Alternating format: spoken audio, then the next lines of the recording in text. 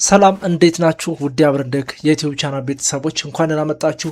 ዛሬ ለአይቲ ተማሪዎችና ለአይቲ ፕሮፌሽናሎች ስለ አይፒ አድሬሲንግ እነግራችኋለሁ። እንግዲህ ብዙዎቻችን አይፒ አድሬስ እንላለን፣ አንዳንዴ ደግሞ አልፎ አልፎ ማክ አድሬስ እንላለን። እነሱን እንዴትና የት እንደምንጠቀም ልዩነታቸውን በግልጽ አማርኛ አስረዳችኋለሁ። እንግዲህ ኔትወርኪንግ ላይ ስንማር ታይፕስ ኦፍ አድሬሲንግ ብለን ከ6 ያላነሱ የአድሬሲንግ አይነቶችን ተምረናል። ሎጂካል አድሬስ፣ ፊዚካል አድሬስ፣ ፖርት አድሬስ፣ ስፔሲፊክ አድሬስ እያልን ማለት ነው ራይት።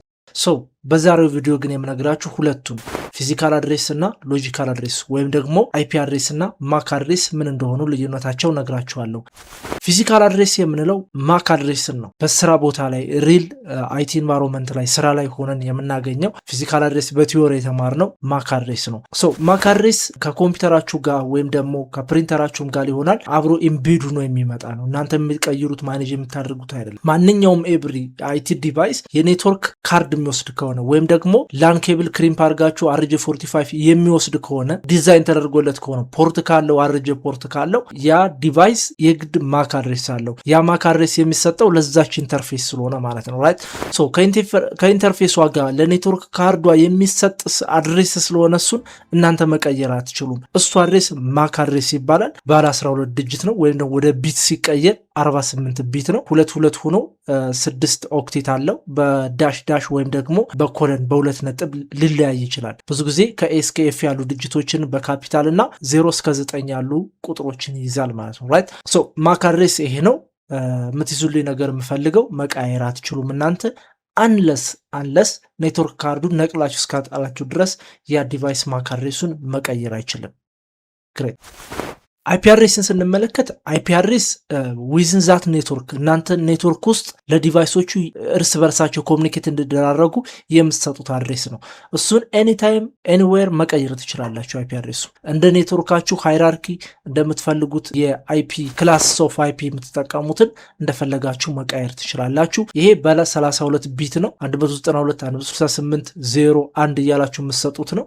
ሶ ይሄ በተለያየ መስሪያ ቤት በተለያየ ካምፓኒ የተለያየ አይፒ እንደፈለጋችሁ መስጠት ትችላላችሁ።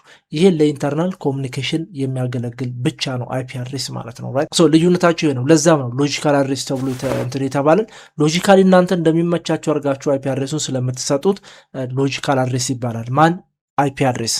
ግሬት። ሶ ልዩነታቸው ይሄ ነው። አንድ ነገር ልጨምርላችሁ። እናንተ የምትጠቀሙበት ላፕቶፕ ወይም ደግሞ ዋይፋይ እና ላን ሁለቱን የሚወስድ ኮምፒውተር ካለ ሁለት ማክ አድሬስ አለው።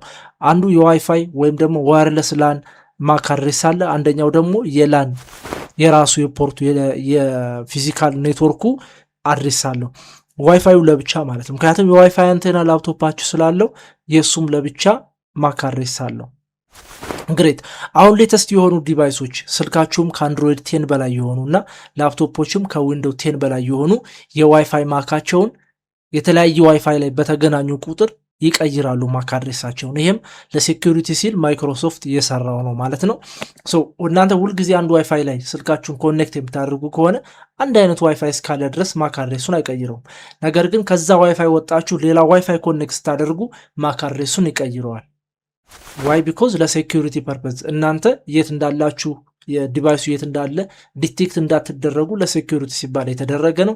ስለዚህ የእናንተ ላፕቶፓችሁ ዋይፋይም ላንም አርጄ የሚወስድ ከሆነ ሁለቱን የሚወስድ ከሆነ ሁለት ማክ አድሬስ እንዳለው እንድታውቁ ስለምፈልግ ነው። ስልካችሁ ግን የእንትን ፖርት ስለሌለው የላን ፖርት ስለሌለው ወይም ደግሞ የአርጄ ፖርት ስለሌለው የዋይፋይ ማክ ብቻ ነው ያለው። እሱም ቫሪያብል ነው። ከአንድ ዋይፋይ ወጣችሁ ወደ አንድ ስትሄዱ ይቀያይራል ማክ አድሬሱ ማለት ነው። ግሬት።